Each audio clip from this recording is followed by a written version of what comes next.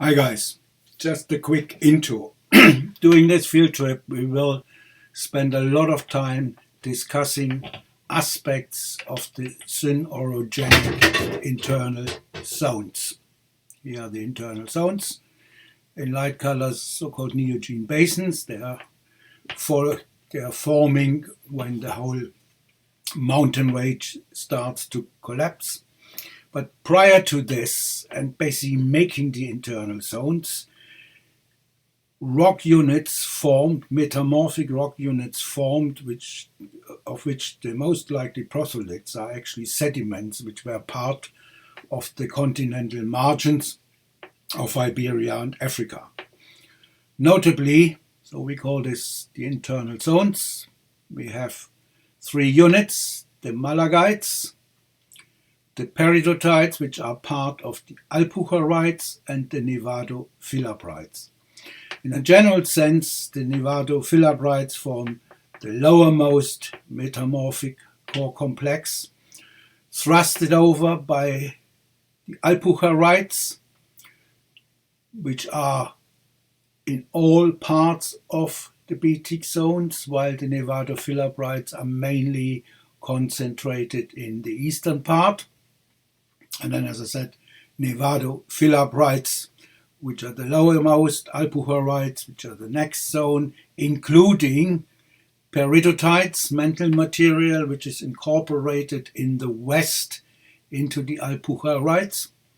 And then above of those, tectonically, the malagites, which either have a very, very slight or experienced a very slight metamorphism, or they are non-metamorphosed. And just to start these three examples, because the outcrops we're going to see usually are seriously deformed or somewhat limited, so I show you three road cuts which give probably a better impression. So let's start with the nevado-filabrites.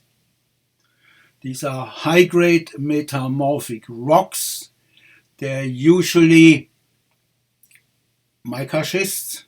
There may be other things which will be discussed in the context of this virtual field trip, but the majority of the rocks are made of mica schist. They are highly deformed. They show boudinage and other things. Most of them contain andalusite, so they have already reached quite a high-grade metamorphism, and other minerals, other metamorphic minerals. Then the tectonically higher and generally less metamorphosed units, the alpujarrites. As a general sequence, they contain phyllites, so low-grade metamorphic rocks, and fresh here, weathered over here, and meta-dolomites, which might have been originally limestones, or they might have been formed as dolomites as such. And then the youngest unit, sorry, I take this back, the tectonically highest unit are the malagites, which again are composed of red beds with some dolomitic layers in between that have also large sequences of sandstones, red sandstones, of sand to conglomeratic component sizes, and dolomites, primary dolomites, which might have been limestones originally, but they could have also been formed as dolomite. They are not, the whole sequence is not metamorphosed. So these are sort of the background lithologies of the three units we discuss. The protolith here for this part of the sequence, these red beds and dolomites, is Permo-Triassic.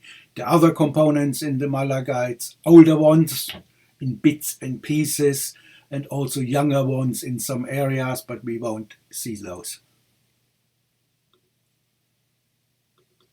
The alpujarrites in most parts are probably just the equivalent of the malagites, so the same protolith, the same precursor rocks, but metamorphosed. So that could be an equivalent of the red beds. So they become reduced when they are metamorphosed. So they lose their red color and go via purple to this gray here. And the Dolomites become meta-Dolomites. In some parts one can nicely see the crystallization, and they're actually entire mountain ranges which are just made of Dolomites, like the Sierra Gador near Almeria.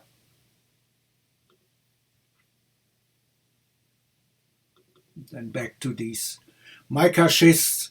So the most likely precursor rocks of those are Paleozoic rocks, which were exposed Paleozoic, maybe turbidite sequences deposited in a low oxygen type of environment, because a lot of these schists contain graphite.